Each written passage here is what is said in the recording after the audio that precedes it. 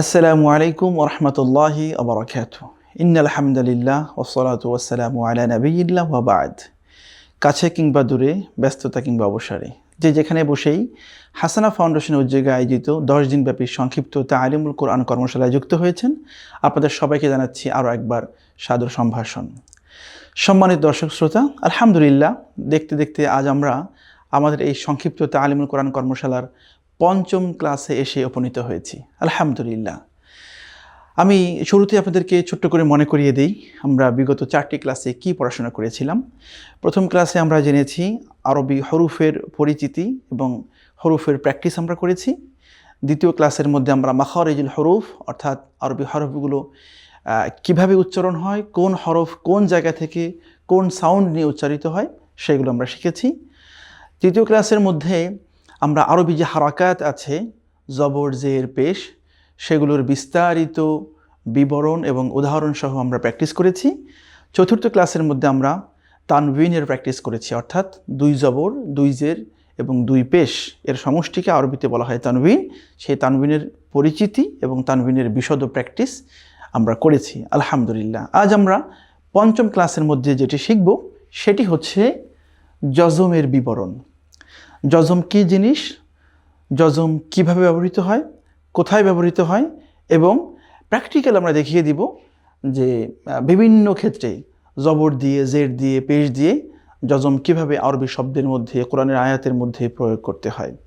তো আশা করছি আমাদের এই সংক্ষিপ্ত আয়োজনে আমাদের সাথে অত্যন্ত মনোযোগ নিয়ে এবং ধৈর্য নিয়ে অবস্থান করবেন ইনশাআল্লাহ। আর কথা না বাড়িয়ে আমরা সরাসরি চলে যাচ্ছি আমাদের আজকের ক্লাসে। যেমনটা দেখতে পাচ্ছেন আমাদের বোর্ডের মধ্যে যেই পৃষ্ঠাটা এখানে আমরা আপনাদেরকে দেখাচ্ছি, সেখানে জজমের বিবরণ। তো জজম বিষয়টি আসলে কি? জজম হচ্ছে আরবি এমন একটি চিহ্ন, এমন একটি সাইন, যেই সাইনটি যদি কোনো অক্ষরের উপরে থাকে তাহলে সেখানে আ উচ্চারণ হয় না, ই উচ্চারণ হয় না, উ উচ্চারণ হয় না। জাস্ট শুধুমাত্র কোনো জায়গায় যদি আপনি থেমে যান তাহলে সেখানে যে ধরনের সাউন্ড হয় সেই ধরনের একটু ধ্বনি সেখান থেকে উচ্চারিত হয়। আমি আপনাদেরকে আরও সহজে বোঝানোর চেষ্টা করছি। জজম, জজম আরবিতে এই সাইনটিকে বলা হয়। অবশ্য আরবি যে আবার লেখার বিভিন্ন রূপ আছে, সেই রূপ অনুযায়ী জজমের চিহ্নগুলো 3-4 ধরনের হয়ে থাকে। তবে আমরা যেগুলোর সাথে বেশি পরিচিত সেগুলো হচ্ছে, কখনো কখনো জজমের চিহ্নটা এরকম হয়ে থাকে,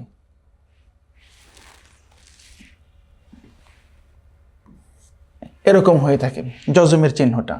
মনে করুন এটি যদি একটি হরফ হয়, কথার কথা, কখনো জজমটা এরকম হয়, কখনো জজমের চিহ্নটা এরকম হয়, কখনো জজমের চিহ্নটা আবার এরকম গোলাকার সদৃশ্য হয়ে থাকে।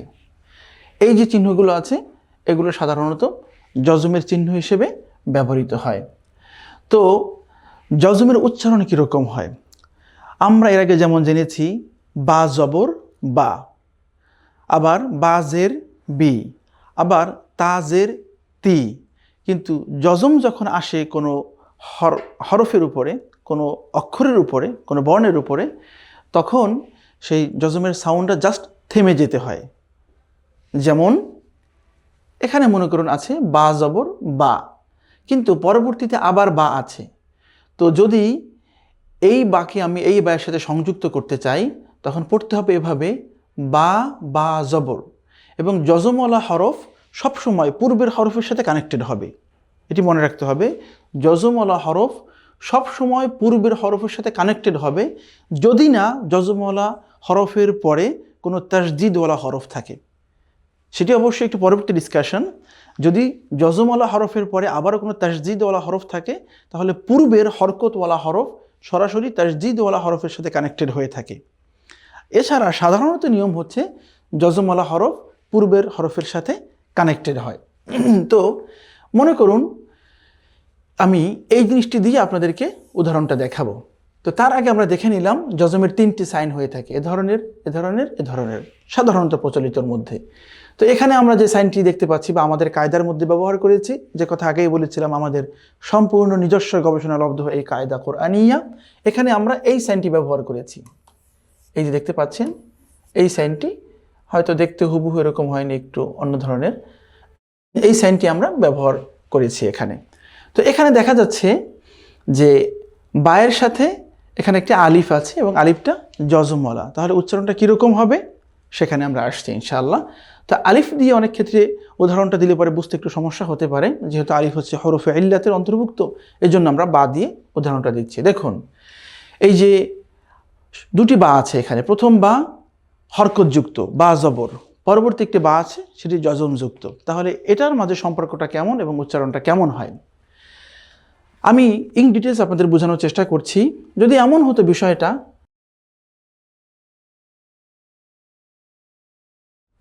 দুটি বা এখানে লিখলাম এবং দুটির উপরেই আমি জবর দিয়ে দিলাম, তাহলে উচ্চারণটা কি হবে? বা জবর বা, আবার বা জবর বা, তার মানে বা বা। যদি এবার এমন হতো, যদি এমন হতো এভাবে লিখলাম দুটি বা এবং দিয়ে দিলাম প্রথম বায়ে জবর, দ্বিতীয় বায়ে জের, তাহলে উচ্চারণটা কি হবে? বা জবর বা, বাজের বি, বা বি। আবার যদি এমন হতো আমি দুটি বা লিখলাম, দুটি বাই আমি জের দিয়ে দিলাম, উচ্চারণ কি হবে? বাজের বি, বাজের বি, বি বি। আবার যদি এমন হতো আমি দুটি বা লিখে একটি বাই দিলাম আমি পেশ, একটি বাই দিলাম আমি জের, তখন কি হবে? বা পেশ বু, বাজের বি, বু বি। কিন্তু যখন এরকম হবে দুটি বা, মনে করুন এইটি বা জবর বা, বা জবর বা, বা বা, কিন্তু এবার আমি প্রথম বাই ঠিক জবর দিলাম, কিন্তু দ্বিতীয় বাটা আমি সাকিন করে দিলাম, অর্থাৎ জজম দিলাম। জজমের অপর নাম হচ্ছে সাকিন। দ্বিতীয় বাটি আমি সাকিন করে দিলাম বা এখানে জজম দিলাম, তাহলে এবার কি হবে? বা বা জবর বাবা হবে, নাকি বাবি হবে, নাকি বাবু হবে? কিছুই হবে না, এটি হবে বা বা জবর বাব, বাব।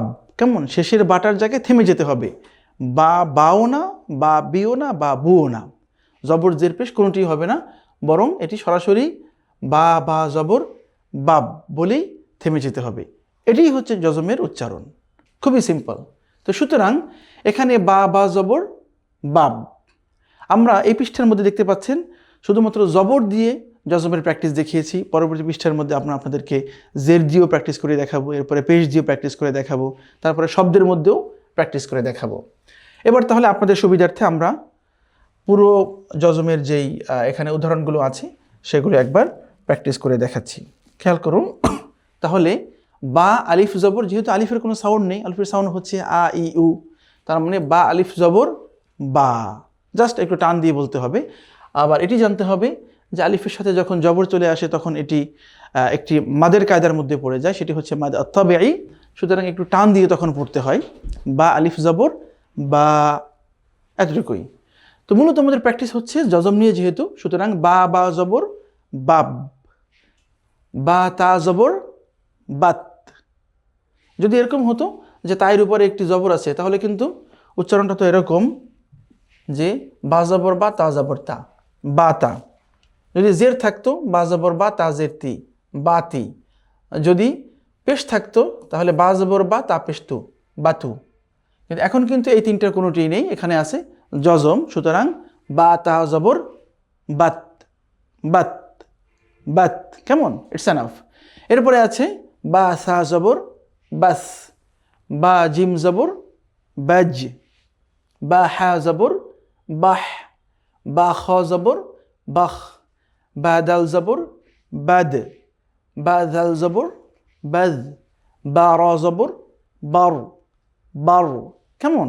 তো এভাবে করে সবগুলো জবরের প্র্যাকটিস এখানে আছে।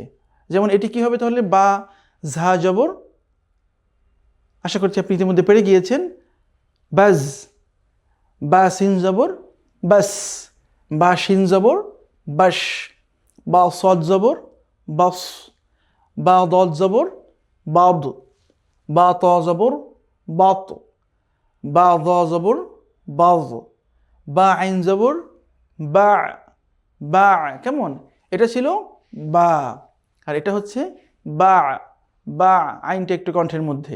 বা গইন জবর বাগ, বা ফা জবর বাফ, বা কফ জবর বাক, বা কাফ জবর বাক, বা লাম জবর বাল, বা মিম জবর বাম, বা নুন জবর বান, বা ওয়াও জবর বাউ, বা হা জবর বাহ, বা হামজা জবর বা, বা একটু ধাক্কা হবে হামজা, হামজা যখন সুকুন হয়েছে তখন কিন্তু ধাক্কা হবে একটু, কেমন, বা বা। এরপরে বা ইয়া জবর বাই। তো এই হচ্ছে মোটামুটি জজমের সংক্ষিপ্ত প্র্যাকটিস। খেয়াল করে দেখবেন আমরা কিন্তু এই পৃষ্ঠার মধ্যে সবগুলো জজমের আগে জবর দিয়ে প্র্যাকটিস করে দেখিয়েছি আপনাদেরকে। এবার আমরা পরবর্তী পৃষ্ঠার মধ্যে আপনাদেরকে একটু অন্য একটি হারাকাত দিয়ে প্র্যাকটিস করে দেখাচ্ছি, আর সেটি হচ্ছে জের দিয়ে প্র্যাকটিস।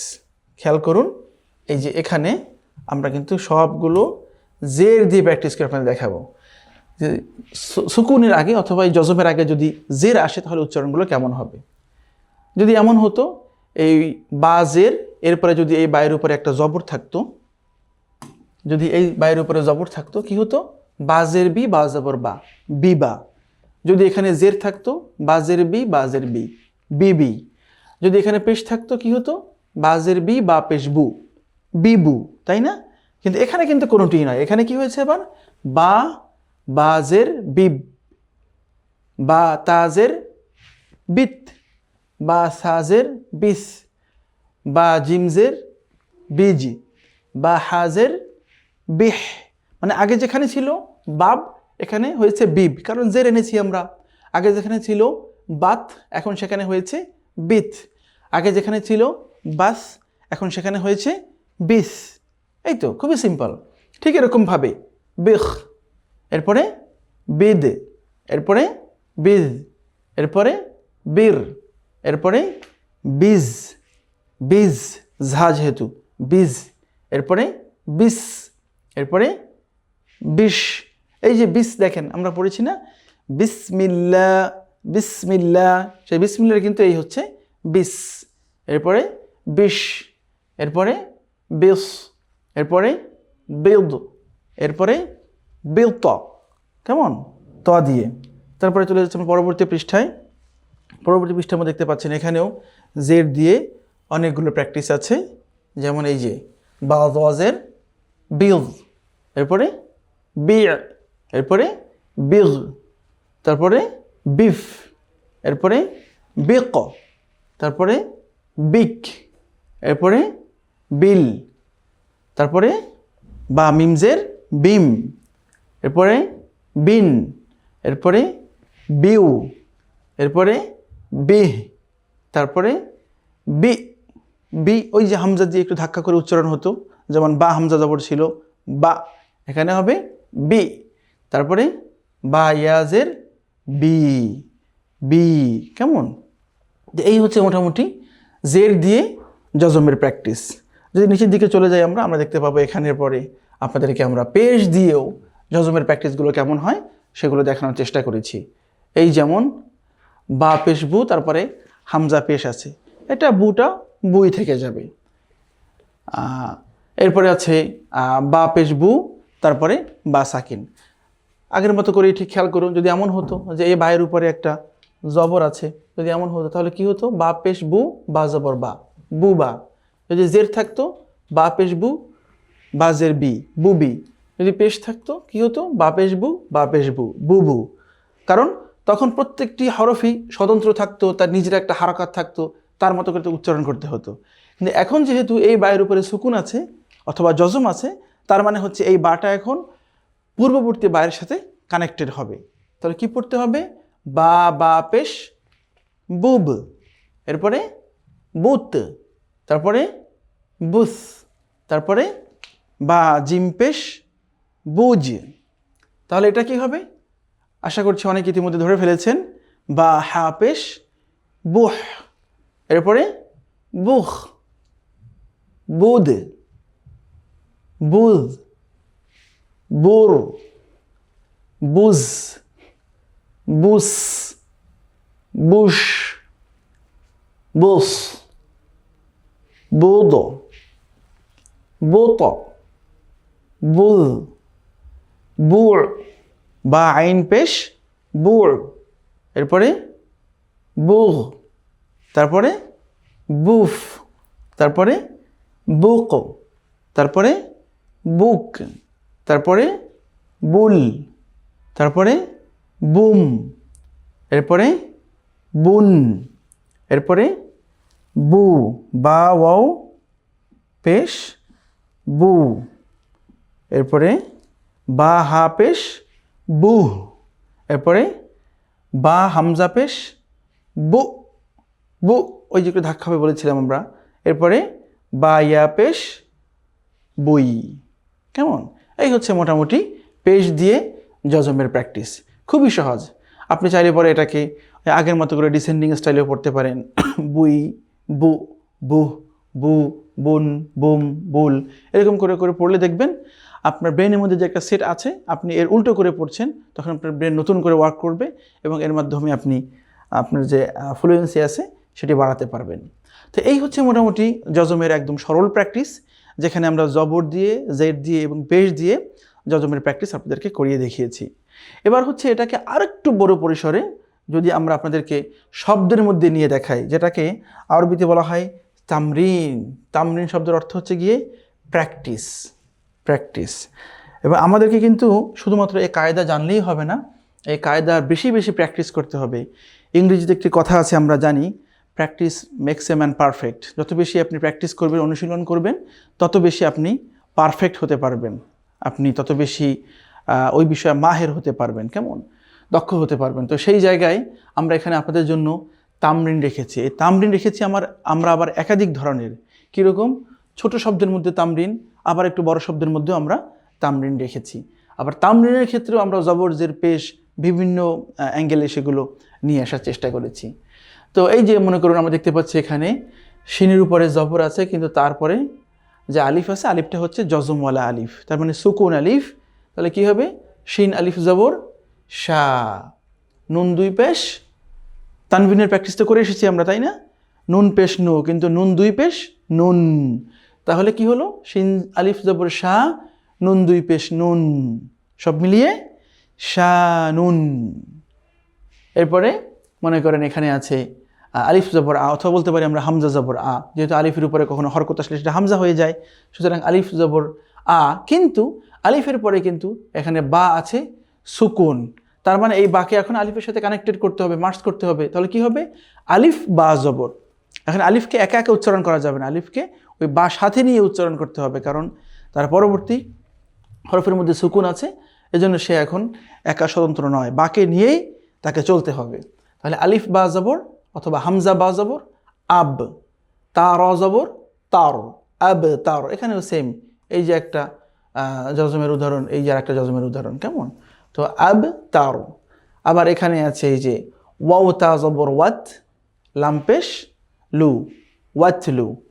এই যে আছে এখানে তা শিন জবর, তা শিন জবর কি হবে? তাস, তা শিন জবর তাস। বা ইয়াজের বি, তাস বি। তা আলিফ টু জবর তান, সব মিলিয়ে কি হলো? তাস বি তান। ঠিক এরকমভাবে ফা জিম জবর ফাজ, এরপরে আলিফ অথবা হামজা হা জবর আহ, আলিফ খ জবর অথবা হামজা খ জবর আখ, আইন দাল জবর, চেষ্টা করুন, আদ, কেমন? এরপরে আইন দাল জবর আদ, গইন র জবর গর, কফ দুই জবর কন, সব মিলিয়ে কি হলো? গর কন। গইন র জবর গর, কফ দুই জবর কন, গর কন। ঠিক এভাবে করে আপনি প্রত্যেকটি পরিপূর্ণ শব্দ প্র্যাকটিস করে আসেন। তাহলে এটা পড়েছিলাম আমরা ফা জিম জবর ফাজ, তাহলে র দুই পেশ রুন, সব মিলিয়ে কি হলো? ফাজ রুন। তাহলে এটা আহসানু, এটা আলিফ খ জবর আখ, র জবর রা, আখ র জিম জবর যা। যেহেতু জবরের প্র্যাকটিসের মধ্যে আপনি পারেন, এখন শুধুমাত্র জজমের প্র্যাকটিস করলেই হলো। ঠিক এরকমভাবে আইন দাল জবর আমরা পড়েছিলাম আদ, তাহলে একটু পরেরটা মিলিয়ে নিন, নুন দুই জের নিন, তাহলে সব মিলিয়ে কী হলো? আদ নিন। ঠিক এরকমভাবে আপনি সবগুলো প্র্যাকটিস করে যাবেন। এই যে আজ, আলিফ জা জবর আজ, হা জবর হা, আজ হা, কফ জবর ক, আজ হা ক।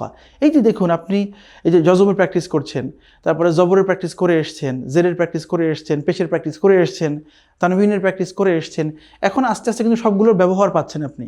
এবং মানে যেগুলো আপনি জানেন বা যে বিষয়গুলো ব্যবহার আপনি পাচ্ছেন সবগুলো ইতিমধ্যে আপনি অধ্যয়ন করে এসছেন, এখন কিন্তু আস্তে আস্তে করে আপনি শব্দ মেক করতে পারছেন, বড় বড় শব্দ আপনি এখন পারছেন, এবং কোনো কিছু আপনার কাছে কিন্তু আর অপরিচিত থাকছে না। যেমন আলিফ জা জবর আজ, হা জবর হা, কফ জবর ক, এগুলো উচ্চারণ আপনি জানেন, তো সব মিলিয়ে কী হবে? আজ হা ক, এরপরে হাসরাতান, এরপরে নাশতান, এরপরে কসদান, কেমন? কসদান, আমরা একটু ফ্রেশ করে নিচ্ছি, কসদান। ঠিক এরকম করে আমাদের পরবর্তী যে বিষয়গুলো আছে, এই যে ফা দল জবর ফাদ, ফা লাম জবর ফাল, ঠিক পরবর্তী আবার আছে ইয়া কফ জবর ইয়াক, ফাল ইয়াক, ত আইন জবর ত। এই দেখেন এই শব্দের মধ্যে কতগুলো জজমের প্র্যাকটিস, 3টি জজমের প্র্যাকটিস। একটা জজম ফায়ের সাথে, অর্থাৎ মানে লামের উপরে জজম, সেটা ফায়ের সাথে কানেক্টেড হবে, আবার কফের উপরে জজম, সেটা এর আগের ইয়ার সাথে কানেক্টেড হবে, আবার আইনের উপরে জজম, সেটাও তার পূর্বে ত জবরের সাথে কানেক্টেড হবে। যেমন ফালাম জবর ফাল, ইয়া কফ জবর ইয়াক, আবার ত আইন জবর ত, ফাল ইয়াক ত। 3টার জজমের প্র্যাকটিস এক শব্দের মধ্যে। ঠিক এরকম অনেকগুলো আছে। এখানে আমাদের একটি হয়তো অনাকাঙ্ক্ষিত দাগ পড়েছে, আমরা এটা মুছে দিচ্ছি।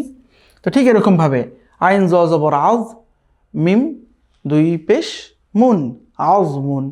ঠিক এমনভাবে আবুদু, ইয়াগফিরু, নাফআলু, খলাকনা, আকবার, আকবার, এরপরে আলহামদু, আমরুন, আনআমতা, কওলুন, দাহরুন, তাখুযু, দাইফুন। ঠিক এরকম করে আপনি আরবি সবগুলো শব্দের প্র্যাকটিস করতে পারবেন জজম দিয়ে দিয়ে। এখানে আমরা সবগুলো জবর দিয়ে আপনাদেরকে প্র্যাকটিস দেখালাম। পরবর্তী পৃষ্ঠায় গেলে আপনি দেখবেন আমরা এখানে জের দিয়ে আপনাদেরকে প্র্যাকটিস দেখিয়েছি। এই যে জজম এবং জজমের আগের হরকতটাকে আমরা জের রেখেছি, এর আগে রেখেছিলাম আমরা কিন্তু জবর। এবার দেখেন এখানে আমরা জের রেখেছি। শুরুতে একটু আলিফলাম আছে, বুঝতে কষ্ট হতে পারে, আমি দ্বিতীয়টা দিয়ে আপনাদের বোঝানোর চেষ্টা করছি। এই যে দেখেন আগের শব্দটা আছে, আগের অক্ষরটা আছে জের দিয়ে, তারপরেরটা আবার এখানে সাকিন আছে। যেমন কাফ বা জের কিব, রপেশ রু, কিব রু। ঠিক এরকমভাবে ফা তাজের ফিত, নুন জবন্না, ফিতনা, তা 2 পেশ তুন, ফিতনা তুন। ঠিক এরকমভাবে আলিফ সাজের ইস, মিম 2 পেশ মুন, ইসমুন, হিজরিন, ইহমিল, ইখওয়াতুন, লাম ইয়ালিদ। সূরা ইখলাসের শব্দ কেমন? লাম ইয়ালিদ ওয়ালাম ইউলাদ। গত ক্লাসে আমরা সূরা ইখলাস মাস করেছিলাম, মনে আছে আপনাদের? এরপরে হচ্ছে বিইজনি, তাসবির, ওয়াস্তাফজিজ, ফিসকান, মিশকাতিন, নিসফুন, আনুদরিব, ইহবিত, ইজমুন, আনি'মাল, দিগসান, খিফতুম, ইকরা বিসমি। এই যে এখানে দেখেন আল কোরআনে অবতীর্ণ সর্বপ্রথম আয়াত, সর্বপ্রথম শব্দ, সেটি হচ্ছে ইকরা। এই যে ইকরা, এখানেও আমরা দেখতে পাচ্ছি যে আলিফের নিচে জের আছে, এরপরে কফ আছে সুকুন, তাহলে সব মিলিয়ে কী হবে? আলিফ কফ জের এক, এক কেমন? আবার এখানে র আছে, র এর পরে আলিফও আছে সুকুন, তার মানে র আলিফ জবর র, র। সুতরাং সব মিলিয়ে ইকরা, ইকরা। এরপরে আছে এখানে বিসমি, বিসমি, কেমন? ঠিক এভাবে করে বিষয়গুলো উচ্চারণ হবে, ইকরা বিসমি। এরপরে যিকরুন, আনজিল, হালিম তালাতি, কেমন? এই যে লাম মিম জের লিম, তার মানে আগে এটা ছিল হালিম তালাতি, অর্থাৎ লামে আছে জের এবং মিমটা সুকুন, সুতরাং ওই মিম লামের সাথে কানেক্টেড হবে। কি হবে? হালিম, হালিম, হালিম, লাম মিম জের লিম, কেমন? হালিম তালাতি। এরপরে আছে ইউমিনু, আমরা সবাই দেখতে পাচ্ছি এটা, এই যে এখানে আছে ইউমিনু। এরপরে হেউলা, এরপরে কালইহনি, এখানে আছে জিতা। এরপরে আযীমুন, ইয়াজের জি। ঠিক আছে, এভাবে করে আমরা প্র্যাকটিস দেখিয়েছি। আমরা চলে যাচ্ছি পরবর্তী পৃষ্ঠার মধ্যে। এখানে আরেকটি তামরিন আছে, এই তামরিনটা হচ্ছে পেশ দিয়ে, অর্থাৎ আরবি যেই জজম আছে এই জজমের আগে আমরা এর আগে জবর দিয়ে দেখিয়েছি, জের দিয়ে দেখিয়েছি, এবার আমরা পেশ দিয়ে দেখানোর চেষ্টা করলাম। এই যে দেখেন লাম হামজা পেশ লু, লাম হামজা পেশ লু। এর আগে ছিল মনে করেন লাম হামজা জবর লা, তারপরে পড়েছেন লাম হামজা জের লি, এবার আছে লাম হামজা পেশ লু। এই যে ইয়া বা পেশ ইউব, আইন জবরা ইউবা সা পেশ সু, ইউবা আসু। ঠিক এভাবে মুতরাফিহা, এরপরে মিম সা পেশ মুস, কফ জবর ক মুসক, লাম জবর লা মুসকলা, তা দুই পেশ তুন। ঠিক এভাবে করে আলহামদুলিল্লাহ আমরা প্রচুর পরিমাণে তামরিন নিয়ে এসেছি, প্রচুর পরিমাণে প্র্যাকটিস করিয়ে করিয়ে, মানে যাতে এমন হয় যে আপনি যখন আল কোরআন পড়তে যাইবেন তখন আপনার কাছে মনে হবে যে অনেক শব্দই তো আমি এর আগেই প্র্যাকটিস করে এসেছি। প্র্যাকটিসের মধ্যেই দেখবেন অনেক শব্দ আল কোরআনের আপনার জানা হয়ে গিয়েছে, ইতিমধ্যে আপনার সাথে সেগুলোর পরিচয় হয়ে গিয়েছে। এই যে শব্দগুলো মুজরিমুন আল কোরআনের মধ্যে এসছে, মুহসিনুন, তুখরিজু, হুদ হুদ, এগুলো সব আল কোরআনের থেকে শব্দগুলো নেওয়া। এই যে হুদ হুদ, সে বিখ্যাত সুলাইমান আলাইহিস সালাতু ওয়াস সালামের সেই পাখি হুদ হুদ, কেমন হা দাল পেশ হুদ, কেমন ওকে। এরপরে উযরান, উরকুদ, মুজদাজার, মুস্তাবশির, এরপরে ইউশরিক, তুসলিহ, ওয়াগদুদ, নুতফাতান, লিইউযহারা, লিইউযহার, কেমন ইয়া দ পেশ ইউদ হারা জবর হার, লিইউযহার।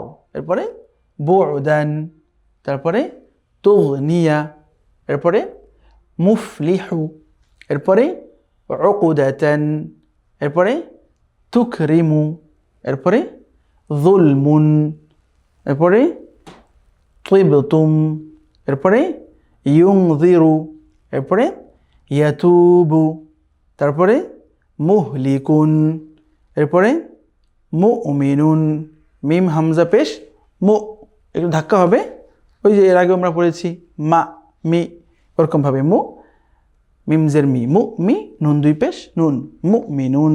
যেমন আমরা নিজেদেরকে বলে থাকি আমরা আল্লাহ রাব্বুল আলামিনের মুমিন বান্দা, সেই মুমিনুন। আল্লাহ তাআলা আমাদের সবাইকে মুমিনুন হিসেবে কবুল করুন, আমিন। এরপরে ফা ইয়াজের ফি, হা আলিফ জবর হা, ফি হা। এই হচ্ছে মোটামুটি আলহামদুলিল্লাহ আরবি যেই জজম সাইনটি আছে সেই জজম সাইনের পেশ দিয়েও আমরা এখানে আপনাদেরকে শব্দের মধ্যে প্র্যাকটিস করে দেখালাম। আমরা কিন্তু প্র্যাকটিস দুইভাবে দেখিয়েছি।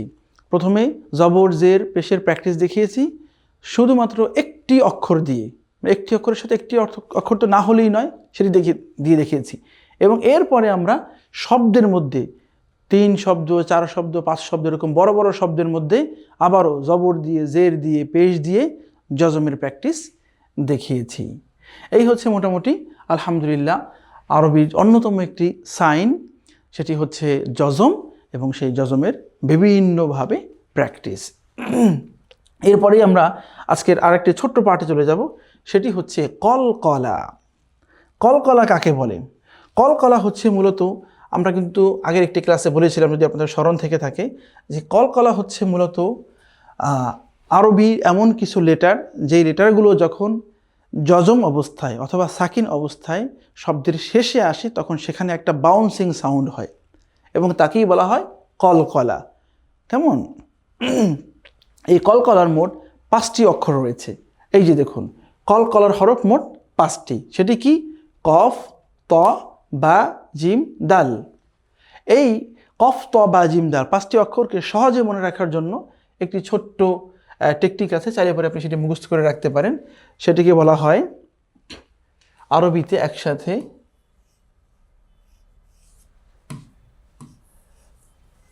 কুতুবুজিদ্দিন। কফ, ত, বা, কুতুবু জিদ্দিন। আপনি একসাথে এভাবে করে এটি মনে রাখতে পারেন, কুতুবু জিদ্দিন, কফ ত বা জিম দাল, কুতুবু জিদ্দিন। ঠিক আছে, এভাবে করে আপনি কলকলার 5টি লেটার একসাথে হয়তো মনে রাখতে পারবেন, হয়তো সহজ হবে। Okay fine. তো এরপরে হচ্ছে কলকলা কীভাবে পড়তে হয়। এই 5 হরফে জজম হলে অথবা সুকুন হলে মাখরাজে ধাক্কা দিয়ে এমনভাবে পড়তে হবে যাতে তার শব্দ ফিরে আসে, যেটাকে আমরা আগে এক কথায় বলেছি বাউন্সিং সাউন্ডের মতো হবে।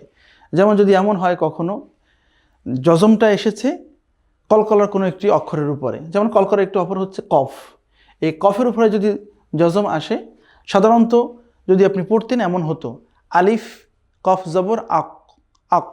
কিন্তু না, কফ যখন কলকলার হরফ তখন পড়তে হবে এরকম আক ক, আক ক, এরকম। যেমন আপনি পড়তে পারেন চাইলে পরে যে আলিফ বা জবর আব, আলিফ বা জবর আব। আমরা কিন্তু বলেছিলাম যে কলকলা হরফের সাউন্ড একটা স্থগিত হয়ে যাবে, স্টপ হয়ে যাবে। আবাও না, আবিও না, আবু না, আলিফ বা জবর আব। কিন্তু যখন আমরা জানছি যে এই বা হচ্ছে কলকলা লেটার, তখন কিন্তু এই সাউন্ডটা অন্য অন্য শব্দের মতো, অন্য অন্য হরফের মতো হবে না। যেমন যদি এখানে বায়ের জায়গায় তা হতো, খেয়াল করুন, যদি এমন হতো যে এই হচ্ছে আলিফ, এরপরে এই বায়ের জায়গায় আছে তা, তাহলে আপনি পড়তেন যে আলিফ তা জবর আত, আত। কেমন? কিন্তু যখন এখানে বা আছে, তার মানে কলকলা লেটার, তখন আপনাকে পড়তে হবে আলিফ বা জবর আব, আব। এরকম বলে চলবে না, আলিফ বা জবর আব, যেমনটা পড়েছে আলিফ তা জবর আত। আলিফ তা জবর আত পড়েছে কারণ তা তো কলকলা লেটার নয়, তা তো সিম্পল লেটার, যার কারণে আলিফ তা জবর আত। তা যদি কলকলা লেটার হতো তাহলে কিন্তু তাকেও পড়তে হতো এরকম আলিফ তা জবর আত, আত, এরকম পড়তে হতো। কিন্তু তা তো কলকলা লেটার নয়, এই জন্য আমরা ওটাকে এভাবে পড়বো না। কিন্তু বা যেহেতু কলকলা লেটার, এর জন্য বাকে এভাবে করে বাউন্সিং সাউন্ড দিয়ে পড়তে হবে, আলিফ বা জবর আব, আব, আব বলা যাবে না। কেমন? আব।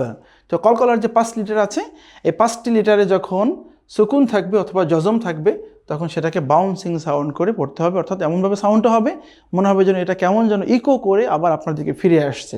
যেমন আলিফ ক জবর আ ক, আ ক। আলিফ কফ জের এ ক, এ ক।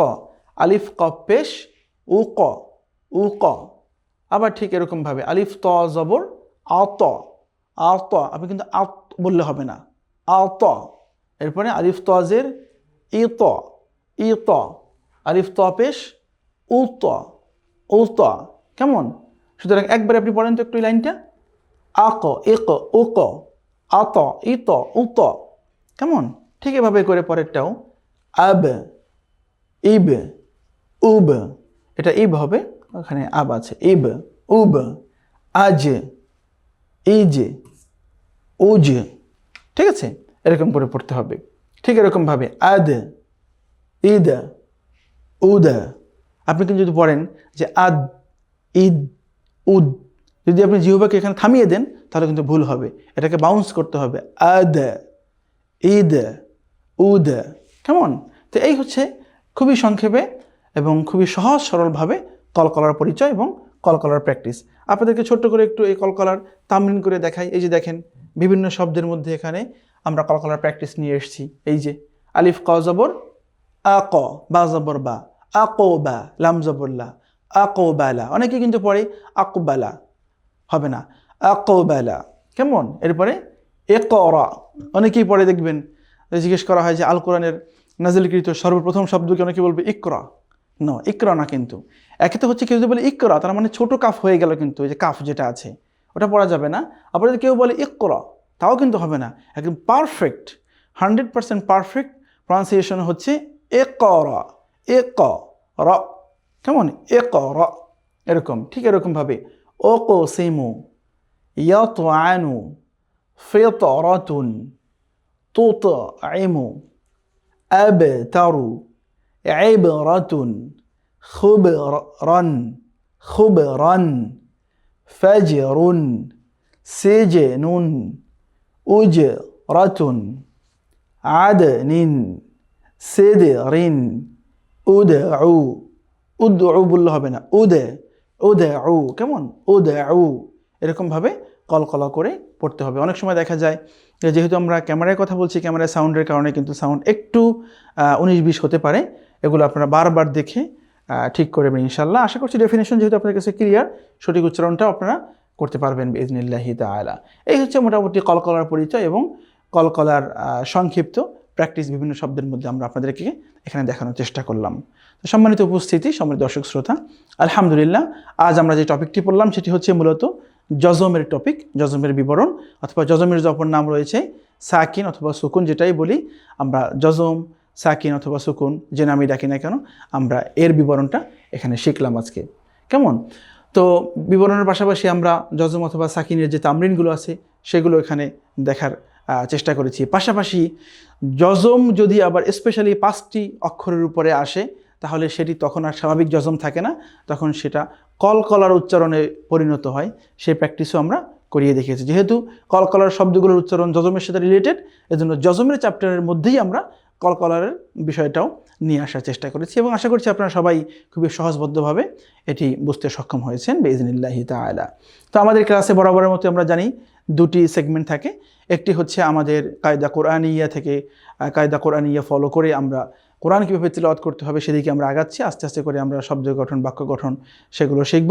আর একদিকে হচ্ছে আমরা প্রতিদিন আপনাদেরকে আল কোরআন যে ছোট্ট সূরাগুলো আছে শেষের দিক থেকে, সেখান থেকে ধারাবাহিকভাবে একটি করে সূরা আপনাদেরকে মাস করিয়ে দিচ্ছি, আমরা প্র্যাকটিস করিয়ে দিচ্ছি, যাতে করে অল্প সময়ের মধ্যে হলেও আপনি আল কোরআনের 10 থেকে 11টি সূরা সহি শুদ্ধভাবে শিখে ফেলতে পারেন ইনশাআল্লাহ। তো চলুন এবার আমরা চলে যাচ্ছি আমাদের ক্লাসের দ্বিতীয় সেগমেন্ট তথা সূরা মাস সেগমেন্ট ইনশাআল্লাহ। তো আলহামদুলিল্লাহ আপনারা দেখতে পাচ্ছেন এখানে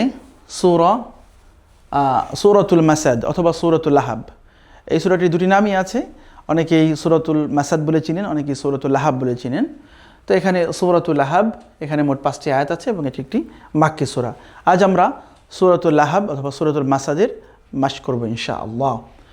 তো খুবই ছোট ছোট আয়াত এই সূরাটার মধ্যে, তবে বেশ কিছু মাখারিজ এবং তাজভিদের প্র্যাকটিস কিন্তু এই সূরার মধ্যে আছে। এমনকি আজকে আমরা যেই জজম পড়লাম সেই জজমের প্র্যাকটিস কিন্তু এই সূরার মধ্যে আছে, এবং আমরা যে কলকলা পড়লাম তার প্র্যাকটিসও কিন্তু এই সূরার মধ্যে আছে।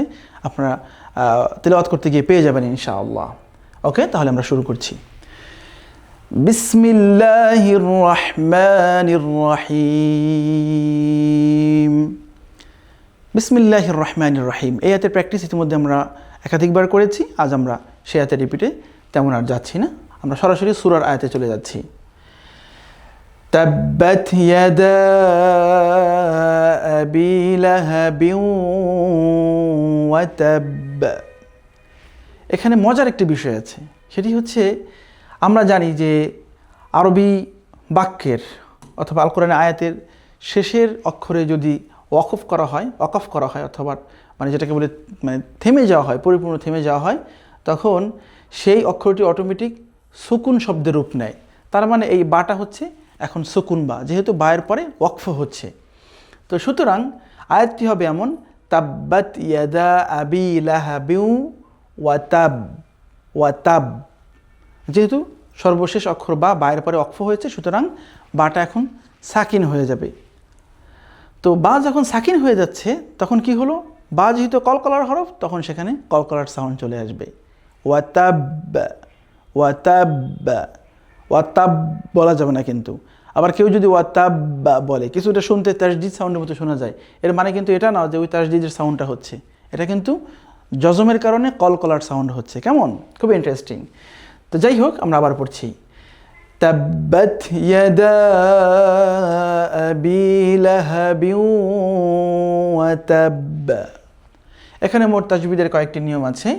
নাম্বার 1 হচ্ছে এই যে তাব্বাত ইয়াদা আবি লাহাবিউ, এই হায়ের জায়গায় অনেকে আমরা হয়তো ভুল করে থাকি, অনেকে আমরা পড়ি লাহাবিউ। আর পাশাপাশি আরও একটি কায়দা আছে, এটি হচ্ছে মূলত একটি গুন্নার কায়দা, অর্থাৎ নুন সাকিন ও তানবিনের যে কায়দাগুলো আছে, যদি আমরা সেগুলো এখনও পড়িনি। এই যে বায়ের পরে ওয়াও এসছে তাসদীদ সহ, সুতরাং এখানে কিন্তু এখন ইদগাম করতে হবে। কেমন, সুতরাং এটা পড়তে হবে লাহাবিউ লাহাবিউ, নাসিকা রন্ধ্রের ভিতরে গিয়ে এখান থেকে একটা সাউন্ড হবে লাহাবিউ। যাই হোক, আমাদের আসলে বিস্তারিত তাজবিদ আলোচনা করা এখানে উদ্দেশ্য নয়, উদ্দেশ্য হচ্ছে আপনাদেরকে মিনিমাম মাস করিয়ে দেওয়া। তো যাই হোক, আমরা আবারও পড়ছি তাব্বাত ইয়াদা আবি লাহাবিন ওয়া তাব্ব। তো এখানে কিন্তু ইয়াদা দেখেছেন, এখানে আমি বিশাল টান দিয়েছি, টান দেওয়ার কারণ আছে, এখানে মাদের সাইন আছে। আবার আবি এখানে কিন্তু মাদ তবে হয়েছে। এগুলো আপনাদেরকে এখন বললে হয়তো অনেকে বুঝবে না, যেহেতু চ্যাপ্টারগুলো আমরা এখনও পড়িনি। শুধুমাত্র আমি যেভাবে তেলাওয়াত করছি এভাবেই আমাকে অনুসরণের চেষ্টা করুন, আপনার আয়াত অটোমেটিক শুদ্ধ হয়ে যাবে। আবারও পড়ছি তাব্বাত ইয়াদা আবি লাহাবিন ওয়া তাব্ব। পরবর্তী আয়াত মা আগনা আনহু মালুহু ওয়া মা কাসাব। এখানে কিন্তু আবারও সেম জিনিস, এবং এই সূরার 4টি আয়াতের মধ্যেই বা আছে এবং শেষের আয়াতের মধ্যে আছে দাল শেষের অক্ষর হিসেবে। তার মানে বাও কলকলার শব্দ, কলকলার লেটার, আবার দালও কিন্তু কলকলার লেটার। তার মানে এই সূরার প্রত্যেকটি আয়াতের শেষে কিন্তু কলকলার লেটার রয়েছে, তার মানে কলকলার সাউন্ড করতেই হবে। প্রত্যেক বা অক্ষর কারণে সুকুন হয়ে যাবে, আর যখন এটা সুকুন হবে তখন সেটা কলকলার সাউন্ড বয়ে নিয়ে আসবে। মা আগনা আনহু মালুহু ওয়া মা কাসাব। আমি খুবই মৌলিকভাবে দেখিয়ে দিচ্ছি কোথায় কোথায় সাধারণত মানুষ ভুল করে। আগনা আনহু, এই আনহুর যে আইন আছে, আইন কিন্তু অনেকে বলে আনহু, আনহু না, এটা হবে আনহু, আনহু। কেমন, এখানে অনেকে ভুল করে থাকে। এরপরে হা আছে এখানে, যে হাটা একটু প্রেশার দিয়ে উচ্চারণ করতে হয়, আনহু, আনহু। এরপরে আছে মালুহু, মালুহু, এখানেও আছে হা। ওয়া মা কাসাব, এই কাসাবের জায়গায় কিন্তু কাসাব অথবা মানে অন্য কোনো সাউন্ড করা যাবে না, এটা হচ্ছে সিনের সাউন্ড, কাসাব, সা, সা। তো কী হবে সব মিলিয়ে মা আগনা আনহু মালুহু ওয়া মা কাসাব, ওয়া মা কাসাব। ঠিক আছে, হয়ে গেল, খুবই সিম্পল। এরপরে সায়াসলা নারান যাতা লাহাব। এই আয়াতের মধ্যে 2-3টি বিষয় আছে, যেমন সায়াস খুবই কাছাকাছি মাখরাজের হরফ আছে, সিন এবং সদ। সিন হবে সা, আবার ইয়া সদ জবর ইয়াস, সায়াস। এখানে কিন্তু সায়াস বললে হবে না, আবার যদি কেউ সায়াস বলে তাও হবে না, বলতে হবে সায়াস, সায়াস। কেমন, সায়াসলা নারান, এখানে রয়ের উপরে অবশ্যই আপনাকে গুন্না করতে হবে। এটি হচ্ছে একটি ইখফা গুন্না, যেহেতু এখানে তানবিনের পরে ইখফা হরফ জাল এসছে। এই চ্যাপ্টার সামনে আছে, আপনারা পাবেন ইনশাআল্লাহ। যাই হোক, আপাতত এখন এতটুকুই জানুন, এখানে গুন্না করতে হবে, ইখফা গুন্না। তো কি হলো, সায়াসলা নারান যাতা লাহাব। এখানে জাস্ট এই জালটা খুবই নরম করে উচ্চারণ করতে হবে, এবং এই যে হাটা আছে, হায়ের মতো করেই একটু কঠিন করে উচ্চারণ করতে হবে, হার্ড করে। কেমন, সব মিলিয়ে আমি আবার তেলাওয়াত করছি সায়াসলা নারান যাতা লাহাব, লাহাব। ওই বা কিন্তু কলকলা হবে, কেমন, মনে রাখতে হবে। এরপরে ওয়ামরাআতুহু, ওয়ামরাআতুহু, এটা খুবই সিম্পল। হাম্মালাতাল হাতাব, হাম্মালাতাল হাতাব। এই যে হা আছে এবং এই যে হা আছে, দুই হাই কিন্তু খুবই সফট করে উচ্চারণ হবে। হাম্মালাতাল হা তব, তব, ত। হাতাব বলা যাবে না, কিন্তু ত, তয়ের উচ্চারণ ঠিক রাখতে হবে। হা ত আর বা তো কলকলা হবেই, হাতব, হাতব। আমি আবারও পড়ছি ওয়ামরাআতুহু হাম্মালাতাল হাতাব। ওকে, হয়ে গেল। সর্বশেষ আয়াত ফি জিদিহা হাবলুম মিন মাসাদ। এই আয়াতের মধ্যে কয়েকটি বিষয় আছে। নাম্বার 1, জিদিহা, এই জিম, ফি জিদিহা, ফি ঝিদিহা বলা যাবে না, তাহলে জালের মতো উচ্চারণ হয়ে যাবে ফি জিদিহা বললে। আবার ফি ঝিদিহা বললে ঝা উচ্চারণ হয়ে যাবে। এটা কিন্তু জিম, যেটা উচ্চারণ করতে হয় জিহ্বার মাঝখান থেকে, পড়েছিলাম না আমরা, জিম শিন ইয়া। সুতরাং এটা খুবই শক্ত করে উচ্চারণ করতে হবে। ফি জি, জি, কেমন, ফি জি দিহা। এইখানে একটি কনফিউজিং পয়েন্ট আছে, সেটা হচ্ছে এখানে আমরা দেখতে পাচ্ছি দুটি হা আছে, প্রথম হচ্ছে হার্ড হা, দ্বিতীয় হচ্ছে সফট হা। তো এটা হচ্ছে হার্ড, ফি জি দি হা, আর সাথে লাগানো একদম পরেরটাই হচ্ছে হা হা, কেমন হা হা। এই জায়গায় অনেকে মাঝে মধ্যে আমরা বলে ফেলি ফি জি দি হা হা বলুন, দুইটাই সফট হা বলি, অনেকে দুইটাই আবার একটু হার্ড হা বলে ফেলি, ফি জি দি হা হা বলুম। নো, এটি করা যাবে না, এটি খুবই সিনসিয়ার মনে রাখতে হবে আমাদেরকে, কেমন ফি জি দি হা হ্যাবেলুম। এখানে এই যে আবারও আমরা দেখতে পাচ্ছি তানবিনের পরে মিম আছে, তার মানে এটি হচ্ছে ইদগাম, ইদগাম করে পড়তে হবে, মিলিয়ে পড়তে হবে, গুন্নার সাথে পড়তে হবে, হ্যাবেলুম। সেই প্র্যাকটিসও সামনে আপনারা পেয়ে যাবেন ইনশাআল্লাহ আমাদের সাথে থাকলে। তো আমরা আপাতত শুধুমাত্র প্র্যাকটিসটা দেখাচ্ছি। কি হলো এখানে হ্যাবেলুম, হ্যাবেলুম, কেমন। দেন অ্যাগেন মিম, এই মিম আবার মিমের সাথে কানেক্টেড হয়েছে। খেয়াল করে দেখবেন, আমরা যে একটু আগে বলেছিলাম না যে সাধারণত যেই হরফের উপরে জজম থাকে সেই হরফটি তার পূর্বের হরফের সাথে কানেক্টেড হয়। যেমন এই মিম, মিমের পরে আছে নুন, হওয়ার কথা ছিল মিন, মিন, কিন্তু এখন কিন্তু এই নুন একদম ভ্যালুলেস হয়ে যাবে। এই নুনের যে সুকুন আছে এটা ভ্যালুলেস হয়ে যাবে। কারণ কি? কারণ হচ্ছে এই সুকুনের পরে একটা তাজদিদ আছে। আমরা বলেছিলাম কিন্তু যে কখনো যদি জজমের পরে আবারও একটা তাজদিদ লেটার থাকে তখন ওই জজম ভ্যালুলেস হয়ে যায়। আগের হরকতওয়ালা হরফটি ডিরেক্ট পরবর্তী তাজদিদওয়ালা হরফের সাথে গিয়ে কানেক্টেড হয়ে যায়, তখন এই জজমওয়ালা হরফের আর কোনো ভ্যালু থাকে না। যেহেতু আল মুশাদ্দা অর্থাৎ তাজদিদওয়ালা হরফ এটা হচ্ছে মোর স্ট্রঙ্গার দ্যান জজম, যার কারণে সরাসরি এই মিমটি ওই মিমের সাথে গিয়ে কানেক্টেড হয়ে যাবে। কি হবে তাহলে? হ্যাবেলুম মিম, এই মিমটা এই মিমের সাথে কানেক্টেড হবে, এই নুনটা এখন ভ্যালুলেস হয়ে গিয়েছে। হ্যাবেলুম মিম, ঠিক আছে, মিম। দেন মাসাদ, মাসাদ, দাল তো কলকলা হবেই, মাসাদ। তাহলে সব মিলে আরেকটা কী দাঁড়ালো? ফি জিদিহা হাবলুম মিন মাসাদ। ঠিক আছে, এই হচ্ছে মোটামুটি সূরাতুল মাসাদ অথবা সূরাতুল লাহাবের 5টি আয়াতের প্র্যাকটিস। আমি আরও একবার আপনাদের সবার সহজার্থে বলছি, সবাই মনোযোগ দিয়ে শুনবেন, কেমন? বিসমিল্লাহির রহমানির রহিম। تبت يدا أبي لهب وتب ما أغنى عنه ماله وما كسب سيصلى نارا ذات لهب وامرأته حمالة الحطب في جيدها حبل من مسد। আলহামদুলিল্লাহ, এই হচ্ছে সূরাতুল লাহাব অথবা সূরাতুল মাসাদের একদম সংক্ষিপ্ত মাস্ক অথবা সংক্ষিপ্ত প্র্যাকটিস তিলাওয়াত।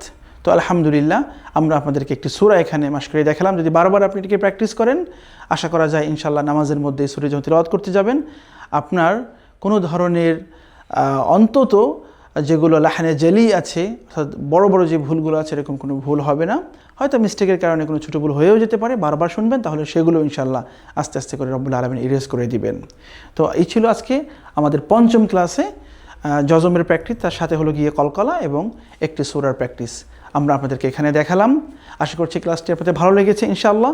আমাদের আর মাত্র 5টি ক্লাস বাকি আছে, যদি সেগুলো আমাদের সাথে আপনারা কন্টিনিউ করেন আশা করছি ইনশাআল্লাহ আল কোরআন তিলাওয়াতের জন্য পূর্ণাঙ্গ সংক্ষিপ্ত একটি রোডম্যাপ আপনি পেয়ে যাবেন।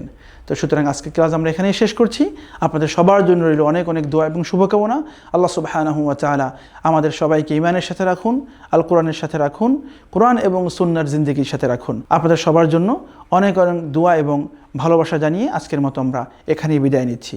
সুবহানাকা আল্লাহুম্মা বিহামদিক আশহাদু আল্লা ইলাহা ইল্লা আনতা আস্তাগফিরুকা ওয়া আতুবু ইলাইক। ওয়াসসালামু আলাইকুম ওয়া রাহমাতুল্লাহি ওয়া বারাকাতুহু। কল্যাণে হাসানা ফাউন্ডেশন গড়তে আগামী স্বপ্নে।